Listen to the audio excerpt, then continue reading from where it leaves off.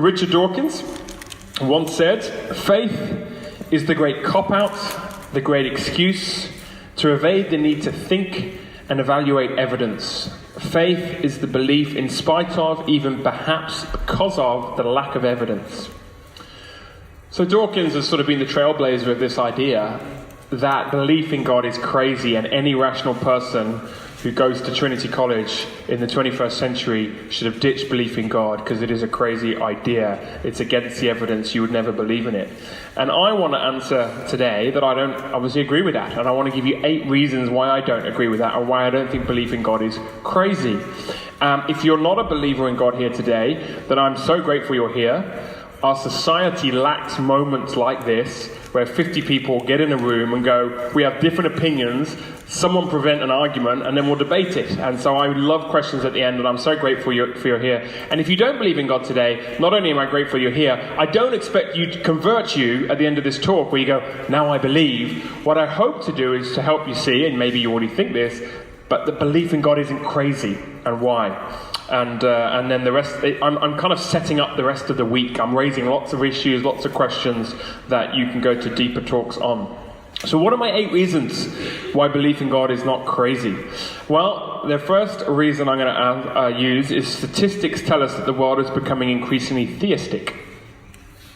After a major study done by the Pew Research Center, the Washington Post ran an article titled, "The World is Expected to Become More Religious, Not Less." Jack Goldstein, a professor of public policy at George Mason University, is quoted, "Sociologists jumped the gun when they said that the growth of modernization would bring a growth in secularization and belief. That is not what we are seeing. People need religion." In 1966, John Lennon, when his famous song came out, Imagine If There Is No Heaven, represented the general consensus when he said, "Christianity will go, it will vanish and shrink. I needn't argue about it. I am right and will be proved right." Well, he's been proved wrong. It hasn't disappeared.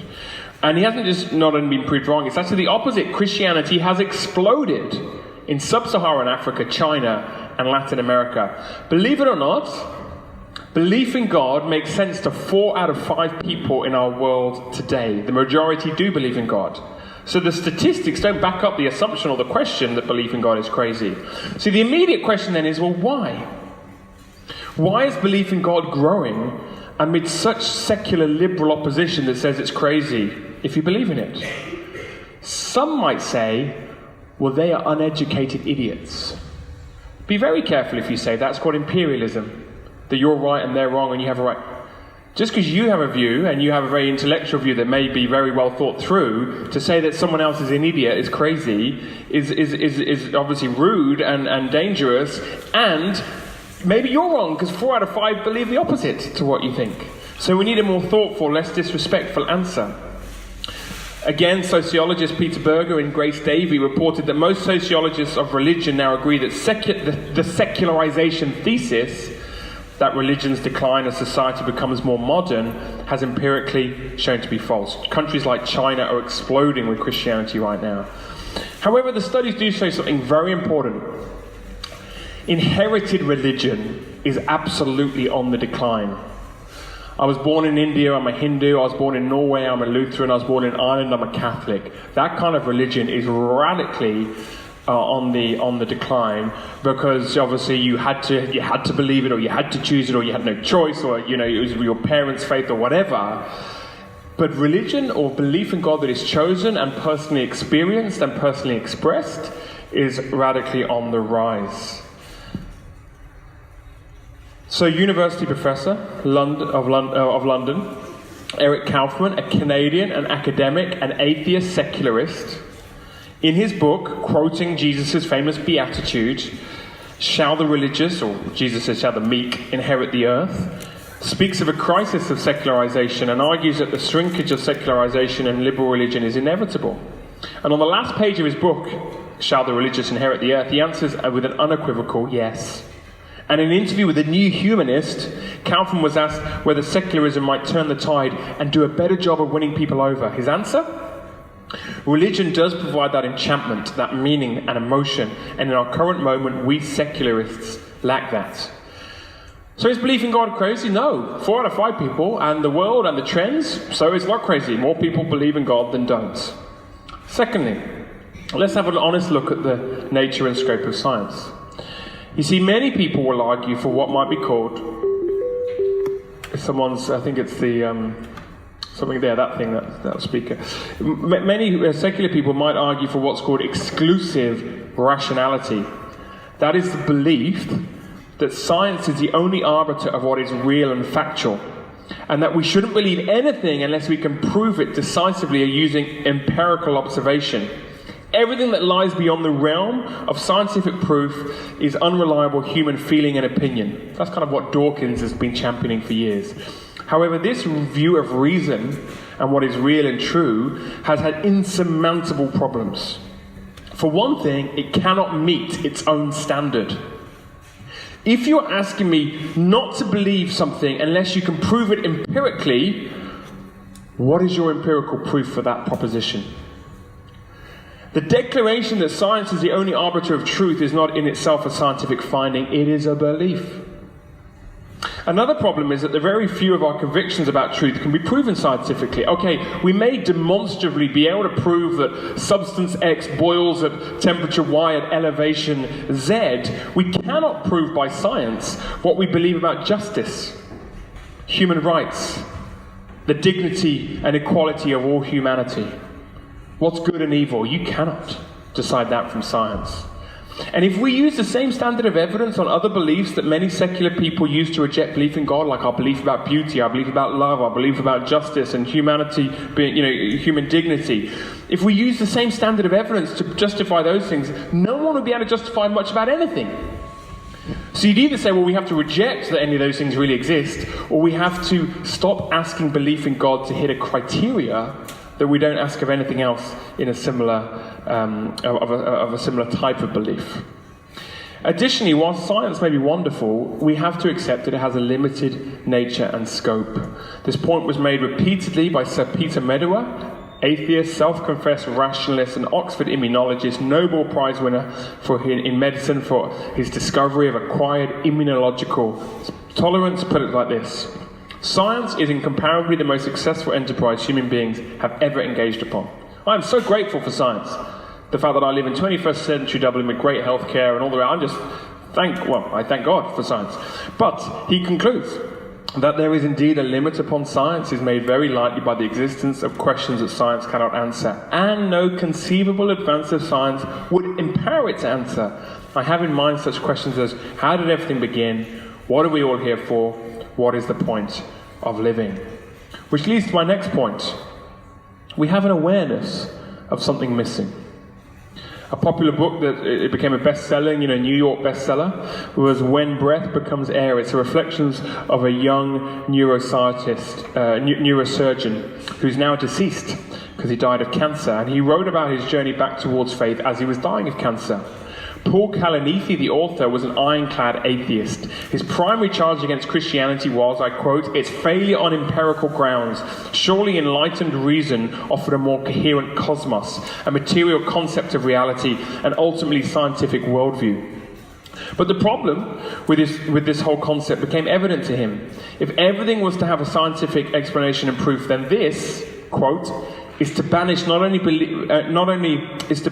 God from the world, but also love, hate, meaning, a world that is self-evidently not the world we live in. All science can do, Kalanithi argues, again quote, is reduce phenomena into manageable units. It can make claims about matter and energy, but nothing else. For example, science can explain love and meaning as a chemical response in your brain that helped your ancestors survive. But if we assert, which virtually everyone does, that love and meaning and morality are not merely feelings, but actually exist, you can't use science to support that. So he concluded scientific knowledge is inapplicable to the central aspects of human life, including hope, love, beauty, honor, suffering, and virtue. There's something more that we aspire to, that we want, that we connect with. And he says, it led him back to his belief in God. Fourthly, again, these points are linked. I appreciate that. A pursuit of satisfaction we cannot attain. If you get rid of God, belief in God, then you have to try and explain the pursuit of satisfaction that seems so elusive. Many people have talked about a God-shaped hole. Pop legend Madonna put it like this: I have an iron will, and all of my will has always been to conquer some horrible feeling of inadequacy. I push past one spell of it and discover myself as a special human being. And then I get to another stage and I think I'm mediocre and uninteresting again and again. My drive in life is from this horrible fear of being mediocre. Because even though I've become someone, I still have to prove that I'm somebody. My struggle has never ended. It probably never will. I so admire her honesty, vulnerability, her humility. There's a sense of like there's always something that evades us. C.S. Lewis put it better than anyone else. Here are 2 quotes for you. Most people, if they'd really learned to look at their own hearts, would know that they do want, and want acutely, something that cannot be had in this world. There are all sorts of things in this world that offer to give it to you, but they never quite keep their promise. The longing which arises in us when we first fall in love, or first think about some foreign country, or first take up some subject that excites us, are longings which no marriage, no travel, no learning can really satisfy. I am not now speaking of what would ordinarily be called unsuccessful marriages or holidays or learned careers. I'm speaking about the best possible ones. There was something we grasped at in the first moment of longing which just fades away in the reality. I think everyone knows what I mean. The wife may be a good wife, the hotels and scenery may have been excellent, chemistry may have been a very interesting job, but something has evaded us. You know it. I know it. We never quite get the satisfaction we think we can get, but we then can't. He goes on to say, creatures are not born with desires unless satisfaction for those desires exists. A baby feels hunger, well, there is such a thing as food. A duckling wants to swim, well, there is such a thing as water. Men feel sexual desire, well, there is such a thing as sex.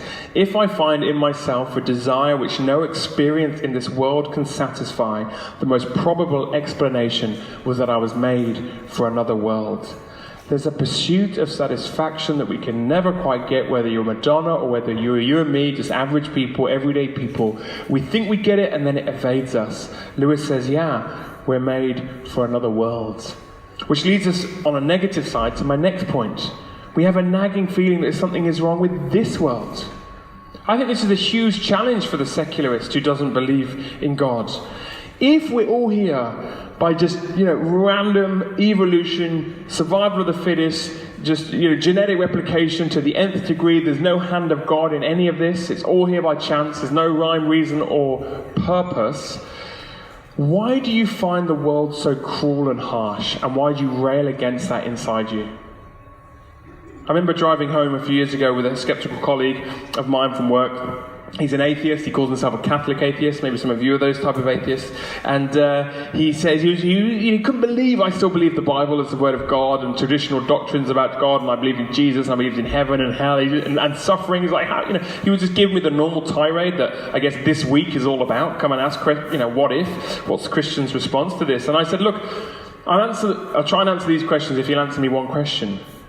I said, what's wrong with the world?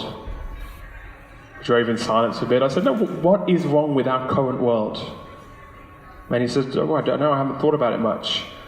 I mean, are we lacking education nowadays? Are we lacking technology nowadays? Are we lacking awareness? We're still at war with each other, and we're still at war inside ourselves. There's still a psychological frailty, there's self-esteem and image issues, and, we're all going to counsellors, and our communities can't get on. Our world is a mess, we know it. If you don't believe in God, and you're just here by the survival of the fittest, why do you expect this world not to be cruel, harsh, random, and unjust? It is just cruel, random, and unjust. That's survival of the fittest. But you know something's wrong. Earthquakes, miscarriages, rape, murder, babies dying of famine, paedophilia, rape. Something is wrong. Why? The Christian message is, sin came in which caused death, and we need sin and death to be dealt with, and we have a Saviour called Jesus who dealt with sin by forgiving us, dying on a cross, and dealt with death by rising again. If you don't believe in God, you just have to go, no, there isn't a solution because there isn't a problem. We all imagine a world without death, disease, suffering, decay, where marriages don't break down, where babies don't die young. We all imagine a world like that. Have any of you ever experienced a world like that? Have you come close to experiencing a world like that? Why do you have that desire? Where does it come from? Why do you imagine this world shouldn't be like this? As C.S. Lewis helpfully remarked, it's like a fish being continually surprised at the wetness of the water. It's the only world we know, and our worldview, if you don't believe in God, is it's just the way the world is. Get on with it. And yet we go, no, it shouldn't be. Why shouldn't it be? What are you comparing this world to? Sixthly, there's a moral compass that just won't go away. If we're just a decaying piece of matter in a dying universe, and nothing more significant than that, how does it follow that you and I should live a moral life of love towards each other? It doesn't. Why shouldn't we live selfishly and get away with it? Why shouldn't Hitler decide to do what he wants to create his Aryan race and go, yeah, that's fine, it's your way of doing it? Why do we come up with beliefs on human freedom, rights, equality, and dignity? Those ideas don't follow from survival of the fittest. A Russian philosopher sarcastically summarized the ethical reasoning of secular humanism like this: man descended from apes, therefore love one another. He's like, the first premise doesn't lead to a conclusion. If there is no God, how do you arrive at the idea of moral obligation? You might have moral feelings.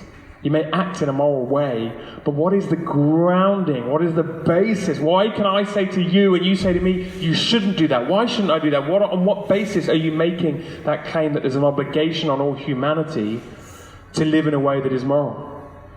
Nietzsche famously was the one that said, there's no God, do what you want. And he said any attempt to say that there's some moral basis is smuggling in Christianity to your atheism. And he said, no, you can't. And he followed through with the conclusions of his atheism. A secular worldview provides no basis for your morality. Don't mishear me. I'm not saying if you don't believe in God, you're less moral. Often you're more moral. I'm saying, what is the basis? How can you tell someone else that they should or shouldn't live in a certain way? Seventh, a fear of death we cannot shake off. No one has put it better than the Russian novelist Tolstoy in his Confession. He says this, 2 quotes. Today or tomorrow, sickness and death will come to those I love or to me. Nothing will remain but stench and worms. Sooner or later, my affairs, whatever they may be, will be forgotten, and I shall not exist. Then why go on making any effort? How can man fail to see this? And how go on living? That is what is surprising. One can only live while one is intoxicated with life. As soon as one is sober, it is impossible not to see that it is all a mere fraud, a stupid fraud. That is precisely what it is. There is nothing either amusing or witty about it. It is simply cruel and stupid. Here is a picture of the man who was into beards before our modern world. And he says this: my question was the simplest question lying in the soul of every man, from the foolish child to the wisest elder. It was a question without an answer to which one cannot live.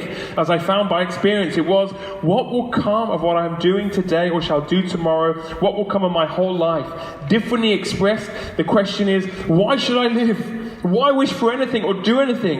It can also be expressed thus: is there any meaning in my life that the inevitable death awaiting me does not destroy? Tolstoy, when he wrote his Confession, was one of the most famous people in the world. He had 14 kids, he had a family around him, he was incredibly wealthy.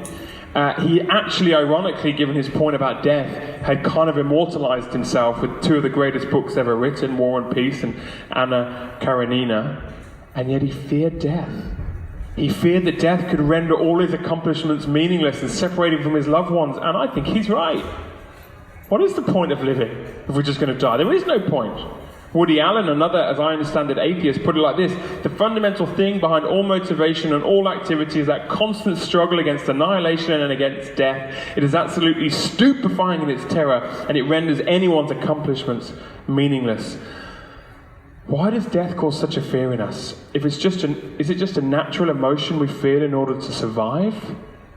Or to my point earlier, is it a feeling that we were made for a world where there was no death because there was no sin? The Bible says the wages of sin is death. The reason this world has got death in it is because we turned against God. And we need an answer to the sin and the death. We were made for eternity. We weren't made to die.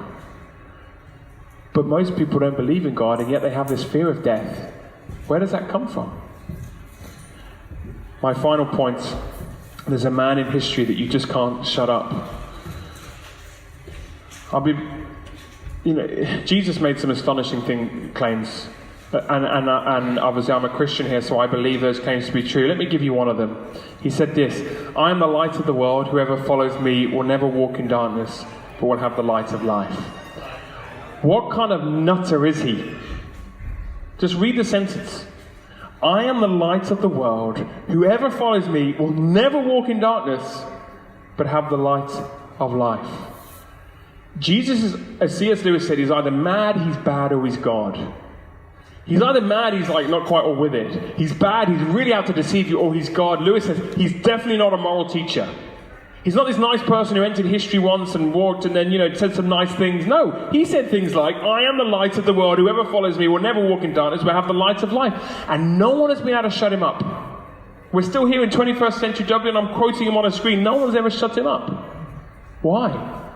The Christian claim is that God entered our world, took on flesh, walked and spoke and engaged, entered into our humanity fully, so much that he himself died. He was then raised to life 3 days later, and people touched him and saw him and wrote about him and wrote what he said, and no one's ever been able to shut him up. In fact, typically what happens is the more you try and shut him up, the more the church grows.